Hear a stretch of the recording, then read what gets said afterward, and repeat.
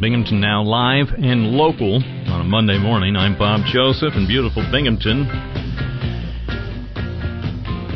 We check in now with Greg Biryla, the Executive Director of Unshackle Upstate. Mr. Biryla, welcome back to Binghamton Now. Good morning.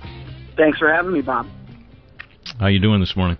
I'm doing okay. No complaints. All right. Well, we're glad to have you on talking about this big effort that Governor Cuomo seems to be his biggest priority, or at least one of his biggest priorities right now, is increasing the minimum wage for millions and millions of New Yorkers. But many groups, including Unshackle Upstate, are saying, hold on a second. You're saying, and I've heard from a lot of business operators, small and medium and large business operators, that the governor's plans could spell a big trouble potentially if they go through. Tell us the perspective of Unshackle Upstate, what this would mean for thousands of upstate businesses if Governor Cuomo's minimum wage plans actually become reality.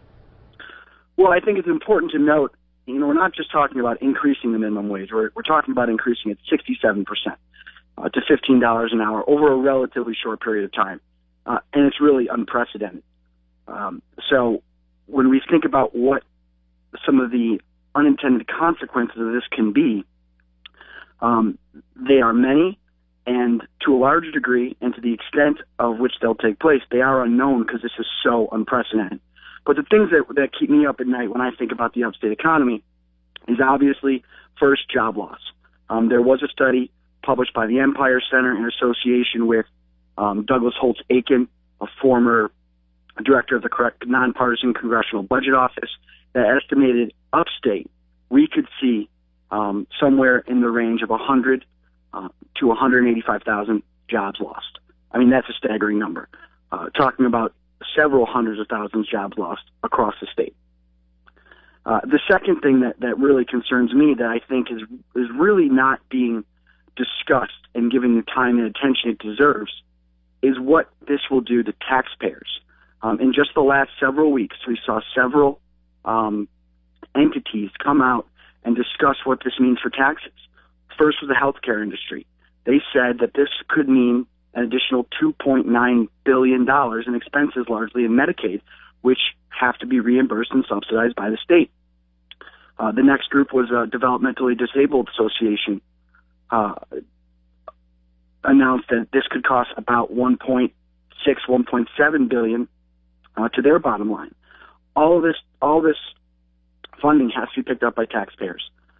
So this isn't just being pushed onto the backs of businesses. This is also being pushed back onto the backs of taxpayers in a state where we pay the highest local and state property or tax burden in the nation.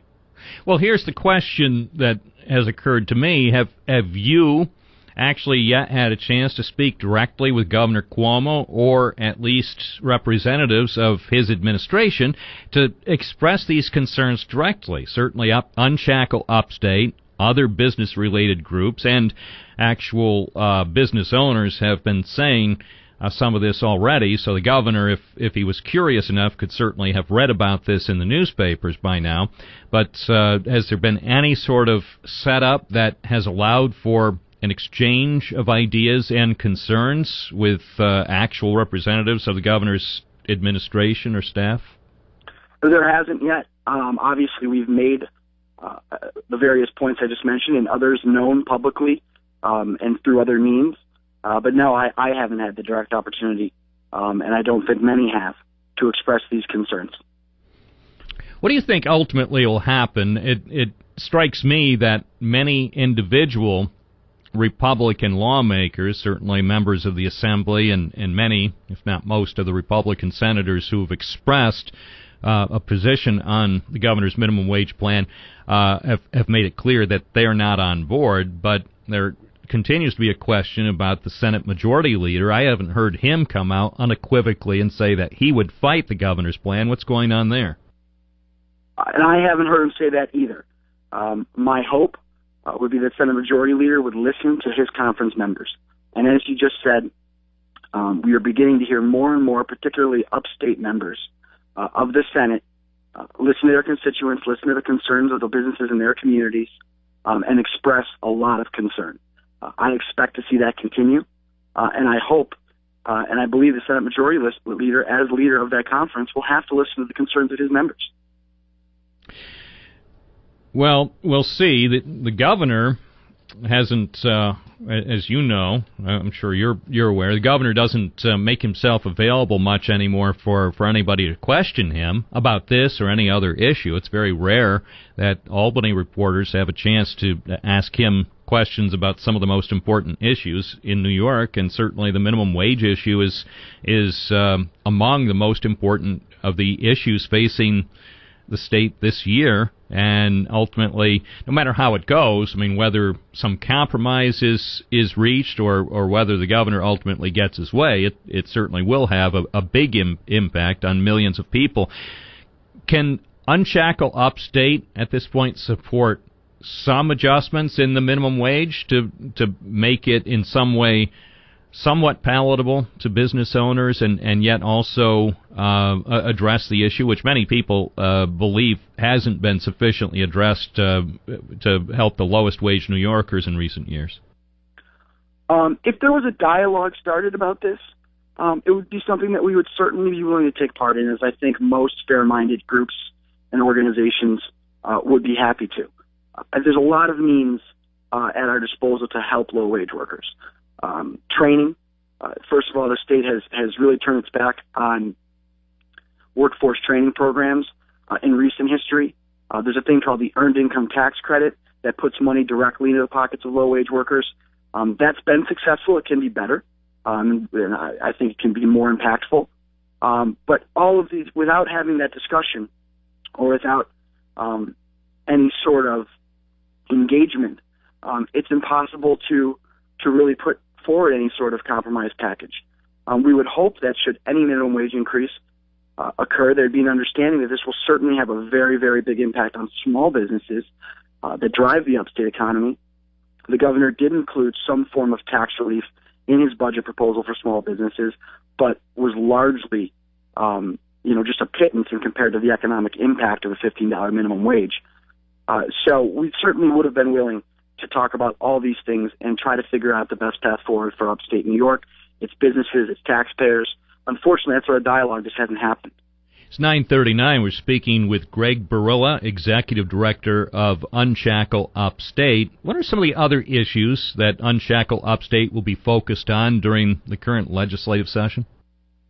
Well, I think from an upstate perspective, there's really two ways to look at legislative session.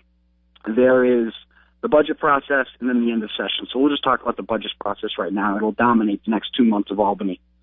Obviously, the minimum wage is a huge issue for us. But another issue that we're seeing some positive traction on, and we're trying to be supportive of, is the governor's plan to invest significant resources in infrastructure, downstate, upstate, across the state. We think that, it's absolutely necessary for public safety. It's a huge driver of the economy, and it really lends itself to the quality of life of all our communities upstate. And we think it's very important. We think it needs to be done responsibly. Whenever you talk about large spending, you don't want to take on unnecessary debt. But at the same time, we think investing in infrastructure is a good, wise use of public dollars.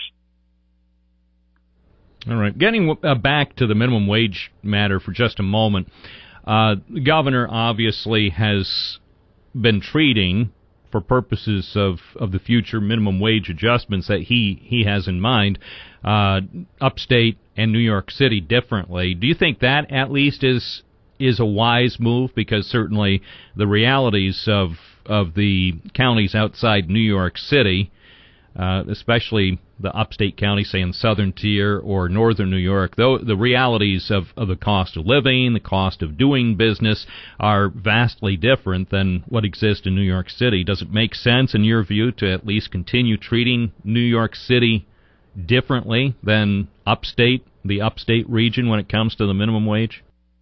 Absolutely. The governor's fond of saying we are one New York, and he's right. We are one New York, but we are two economies. The New York City economy and the upstate economy are just absolutely different animals. And when you look where some of the minimum wage increases across the country, the more drastic ones have occurred, Seattle, San Francisco, they've happened in a hyper-localized way, and they've happened in regions that have absolutely dynamic economies that are growing at an exponential rate and have very, very high cost of living. That is just a very different reality than we face in upstate New York, where our median wage is just a little over $16 an hour across upstate New York. That means our minimum wage, when this is completed, will likely be somewhere in the range of 85 to 90% of our median wage. It's utterly unprecedented. If Cuomo gets his way, do you fear that ultimately he could virtually kill the upstate economy? I feel that a $15 minimum wage would be an unprecedented shock to the upstate economy. When you look since the recession ended in 2009, most upstate communities have had zero job growth or low single digit, below 2% job growth. In New York City since the recession, they've had an 11% job growth rate. In Long Island and the northern suburbs of New York City, a 6 or 7% job growth rate. So our economy is still struggling. We are reliant upon agriculture. We are reliant upon service sector. We are reliant upon small businesses. Those are the industries that are put in the crosshairs of a $15 minimum wage. Greg Biryla is the executive director of Unshackle Upstate. Pleasure speaking with you. Next time you're in Binghamton, if you want to make arrangements, stop by the studio and we can talk about some more issues facing upstate businesses. I will take that on, and I look forward to it.